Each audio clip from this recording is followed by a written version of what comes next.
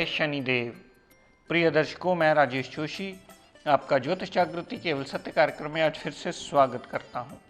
प्रिय दर्शकों, जैसा कि आप जानते ही हैं, हमारी चर्चा चल रही है हमारी लगन कुंडली के नवमेश को लेकर, और मेरी साथ में कोशिश ये है कि विभिन्न विभिन्न भावों में वो कैसा फल देने वाला है, इसकी भी विस्तृत जानकारी आपको साथ में देता चला जाऊं, ताकि कुंडली विवेचन करने में ये बहुत बड़ा सहायक सिद्ध हो सके। अगर कुंडली का नवमेश है, यानी आपके भाग्य भाव का स्वामी है, तो ये ज़रूरी नहीं कि वो हर जगह कुंडली में अच्छा फल दे। वही ग्रह जो कुंडली का योग कारक कहे जाने वाला ग्रह होता है, अगर कुंडली में कहीं भी गलत जगह प्लेस्ड हो जाए, अगर कुंडली में कहीं पड़ा हो और वो बलहीन हो जाए, अस्त अवस्था में हो जाए, तो वो अपने अच्छे रिजल्ट्स में बहुत बड़ी कमी ले आता है। अगर बुरे भाव में प्लेस्ड हो जाए तो वो रिजल्ट ही बुरे कर देता है, तो वो अपनी योग कारकता खो देता है। तो मेरे कहने का तात्पर्य प्रिय दर्शकों सिर्फ इतना कि आप जब भी अपनी लगन कुंडली के योग कारक ग्रह और मारक ग्रह डिसाइड करें, तो केवल और केवल लगन को देखकर डिसाइड ना करें कि मेरा मकर लगन है, मेरा शनि शुक्र और बुध योग कारक होगा। हो सकता है ये शनि शुक्र और बुध ही आपके जीवन का बंटाधार करने वाले हों, अगर गलत जगह प्लेस्ड हो गए। अगर अच्छी जगह प्लेस्ड होकर के भी बलहीन हो गए, तो भी वो रिजल्ट्स में बहुत बड़ी कमी रखेंगे।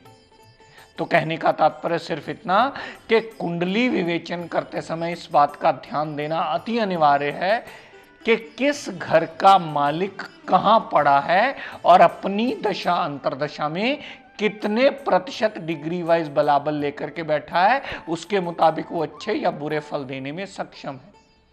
कल तक हमने बुध देवता की बात की। बुध देव अष्टम भाव में हमें कैसा कैसा रिजल्ट देते हैं, आज अपनी उसी श्रृंखला को आगे कंटिन्यू करता हुआ बात करते हैं। अगर बुध देव नवम भाव में पड़े हों, अगर बुध देवता नवम भाव में पड़े होंगे, तो अपनी दशा अंतरदशा में सदैव शुभ फलकारी होंगे। ऐसे जातक की हम कुंडली देखते ही कहेंगे जातक बहुत भाग्यवान है, क्योंकि भाग्य भाव का स्वामी, पिता भाव का स्वामी ओन साइन का अपनी ही स्वय राशि में उच्च का विराजमान हुआ है। क्योंकि बुध ही प्रिय दर्शकों एक ऐसा ग्रह है जो सिर्फ अपनी मूल त्रिकोण राशि में उच्च का होता है, बाकी हर ग्रह दूसरे की राशि में उच्च के होते हैं, लेकिन बुध स्वग्रही उच्च का अपनी मूल त्रिकोण राशि में एकमात्र ग्रह ऐसा है जो होता है। तो यहां अगर बुध देव नवम भाव में उन साइन का पड़ा होगा, तो जातक पिता की केयर करने वाला होगा, पिता का ख्याल रखने वाला होगा, पिता से उसकी बनती होगी। जातक धर्म को मानने वाला होगा, विदेश यात्रा करने वाला होगा, हायर टू हायर रिसर्च करने वाला होगा। जातक प्रभु पर बहुत ज्यादा आस्था रखने वाला होगा। जातक जितना भी कर्म करेगा, उतना उसको जितना मिलेगा, वो उतने में संतोष करके प्रभु का धन्यवाद करने वाला होगा। यहां से बुध देव ने जितनी दृष्टि तीसरे भाव पर डाली, तीसरे भाव पर डालने से वो जातक की मेहनत बढ़ाएगा, लेकिन मेहनत के रिजल्ट उसे अवश्य मिलेंगे। छोटे भाई बहन की पूर्ण सपोर्ट बुध देव अवश्य देते मिलेंगे। यहां पर डाली हुई देवता बुध देवता की दृष्टि जातक को जितनी मेहनत करवाएगी, उतने फल देने में वो सक्षम भी अवश्य करेगी। छोटी मोटी यात्राएं अगर होगी, तो उसके भी पूर्णता फ्रूटफुल रिजल्ट बुध की दशांतरा में आपको अवश्य ही मिलेंगे।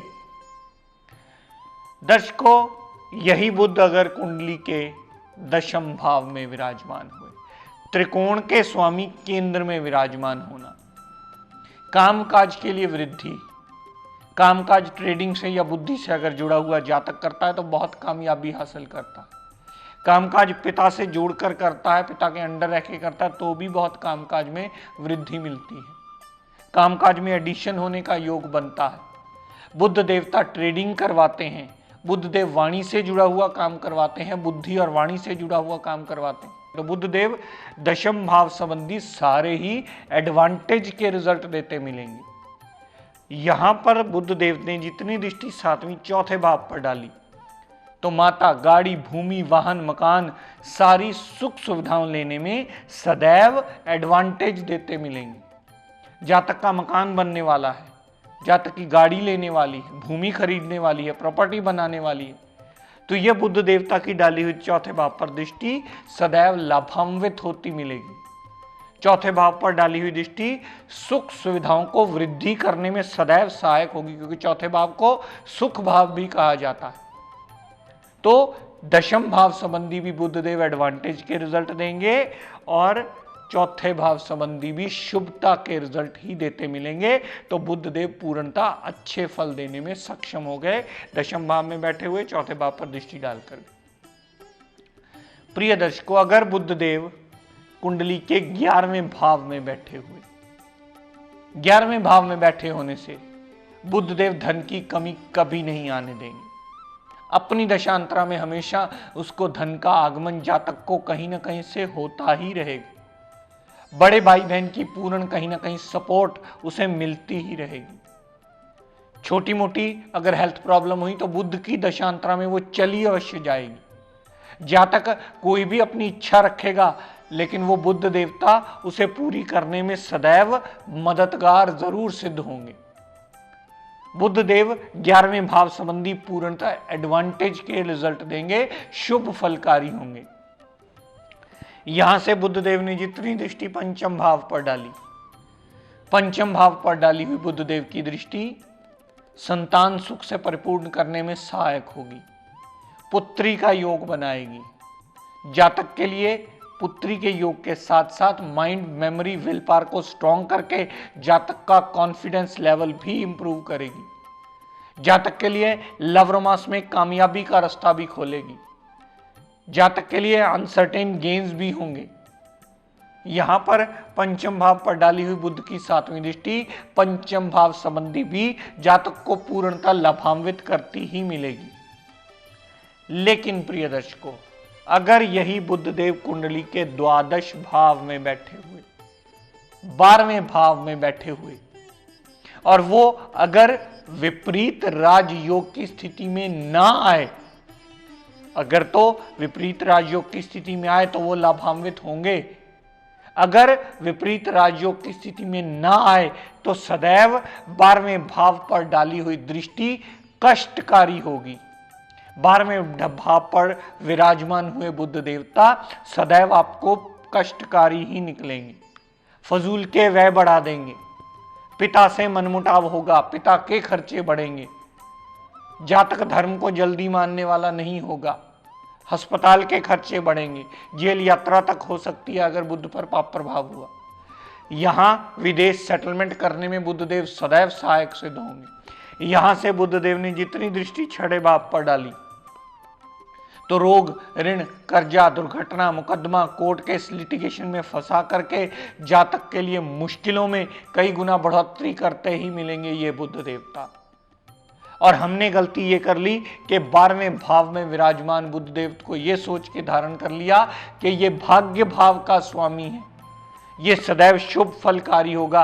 तो 12वें भाव में ये शुभ फलकारी नहीं होगा विपरीत राजयोग के अलावा। अगर विपरीत राजयोग में है तो लाभकारी होगा, अगर विपरीत राजयोग की स्थिति में नहीं है तो यहां 12वें भाव में पड़ा हुआ बुध देवता सदैव अपनी दशा अंतर दशा में आपको मृत्यु तुल्य कष्ट देता मिलेगा। यहां पर बुध देव को धारण करने का मतलब है 12वें भाव के संबंधी ही सारे रिजल्ट्स को एक्टिवेट कर लेना, उनमें बढ़ोतरी कर लेना। तो यहां 12वें भाव संबंधी भी सारे रिजल्ट नेगेटिव होंगे। यहां से जितनी दृष्टि 6ठे भाव पर डाली तो 6ठे भाव संबंधी भी सारे ही अशुभता के रिजल्ट बुध देव अवश्य देंगे अपनी दशा अंतर दशा में। तो फिर हल क्या किया जा सकता है? हल यहां रतन धारण करना नहीं है। अगर 12वें भाव में बुध पड़ा है और उदय अवस्था में पड़ा है, अस्त अवस्था में है तो आप धारण कर सकते हैं, लेकिन अगर बुध उदय अवस्था में पड़ा है और आपने रतन धारण करने की गलती की तो सदैव आप कष्टों को आमंत्रण देते हुए देख सकते हैं। यहां पर सिर्फ 12वें भाव में अगर बुध देव पड़े हो तो उसका पाठ पूजन कीजिए, उसका सिमरण कीजिए, उसका व्रत कीजिए, उसके आगे नमन कीजिए श्रद्धा मुताबिक। बुध देवता का व्रत कीजिए, कंजक देवियों की सेवा कीजिए। बुध से जुड़े हुए जितने रिश्ते हैं, छोटी बहनों के, भाभीयों के, चाची, मामी, मासी, ताई, इन सारी रिश्तों का कारक जो बुध माना जाता है, उनसे मधुर रिश्ते बनाइए, मधुर रिलेशन बनाइए, उन रिश्तों की केयर कीजिए, उनकी रिस्पेक्ट, रिगार्ड कीजिए, उनके आगे नमन कीजिए, उनसे आशीर्वाद लीजिए, तब जाके बुध देव आपके ठीक होंगे। लेकिन यहां रतन धारण करने की गलती उदय अवस्था में कदापि मत कीजिएगा। तो कहने का तात्पर्य प्रिय दर्शकों सिर्फ इतना, ग्रह तो वही होता है, स्वामी भी वो उन्हीं घरों का होता है उस लगन कुंडली में, लेकिन उसकी प्लेसमेंट टू प्लेसमेंट ये डिसाइड करती है कि वो ग्रह अपनी दशांतरा में कैसा रिजल्ट आपको देने वाला है। और डिग्री वाइज बलाबल देखने के बाद ये निर्णय कर सकते हैं कि वो कितने प्रतिशत फल देने वाला है। अगर बुध देवता गलत भाव में पड़ा होगा और आपने उसे एक्टिवेट किया, तो आप स्वयं देख सकते हैं कि वो मृत्यु तुल्य कष्ट देता मिलेगा। और सबसे बड़ी बात प्रिय दर्शकों, मैं पहले भी इसके बारे में जानकारी देता आया कि बुध देवता का रतन कभी भी स्वर्ण में धारण नहीं किया जाता, वो सदैव चांदी में धारण किया जाता है। बहुत सारे कम पढ़े लिखे इसको मान लेते हैं कि जी चंद्रमा तो उसकी अति शत्रु है, लेकिन वो ये भूल जाते हैं कि चंद्रमा माता है और बुध उसके गर्भ में सबसे ज्यादा सुरक्षित रहता है, और बुध का तत्व भी पृथ्वी तत्व है और वो जल तत्व में जाकर के सही रिजल्ट देने के काबिल बनता है।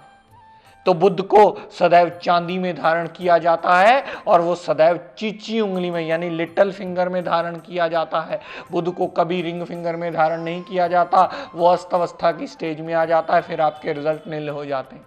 बुध को सदैव चांदी में धारण कीजिए, बुध को सदैव चीची उंगली में धारण कीजिए, ताकि वो सही रिजल्ट देने में आपको सक्षम हो पाए। बहुत सारे लोग कहते हैं पन्ना तो जी बड़ी देर से पहना हुआ है, लेकिन बहुत सारे लोगों ने उसे गोल्ड में धारण किया होता है, बहुत सारे लोगों ने उसे रिंग फिंगर में धारण किया होता है, जो कि बात शास्त्र सम्मत नहीं है।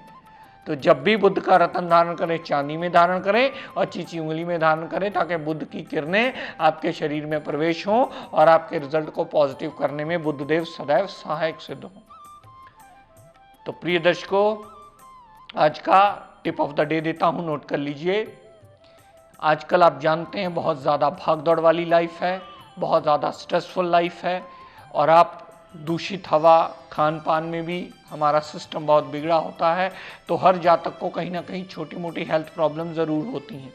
हर जातक कहीं ना कहीं छोटी मोटी दवाई के आश्रय अपनी ज़िंदगी चला रहा होता है। और बहुत सारे लोग ऐसे आते हैं जी हम दवाई खा तो रहे हैं लेकिन हमें दवाई पूरी लगती नहीं है। बहुत सारे लोग ऐसी कंप्लेंट आके करते हैं। तो ऐसे सभी जातकों के लिए निवेदन करूँगा, अगर अपने बेडरूम में जहाँ भी आप दवाइयाँ रखते हो, अगर अपने उस दवाई वाले कक्ष में, यानी या मोस्टली वो बेडरूम में ही रखी जाती हैं, अगर अपने बेडरूम में आप दवाइयाँ ईशान कोण में रखते हैं, यानी नॉर्थ ईस्ट कॉर्नर, उत्तर पूर्व कोने में अपनी सारी दवाइयाँ रखते हैं, वहाँ से अगर आप उठा करके दवाइयाँ सुबह शाम या जब भी आपको लेनी हो लेते हैं, तो दवाई का असर बढ़ता है और वो दवाई जो आपको कम असर देती है वो ज़्यादा असर दे करके आपके लिए अच्छी होगी, आपकी बीमारी को दूर करने में सबसे बड़ा मेजर रोल प्ले करेगी। क्योंकि ईशान कोण में बहुत ज़्यादा पॉजिटिव एनर्जी मानी जाती है, साक्षात प्रभु का वास स्थान माना जाता है, वहाँ रखी हुई दवाई का असर कई गुना बढ़ोतरी में माना जाता है, जो आपकी बीमारी दूर करने में बहुत ज़्यादा सहायक होगा। तो प्रिय दर्शकों, आज अपनी वाणी को यहीं विराम देता हुआ हमारे न्यायाधीश शनिदेव से ये मंगल कामना करता हुआ कि हे शनिदेव, हम सब पर अपनी कृपा दृष्टि, दया दृष्टि सदा बनाए रखें। जय शनि।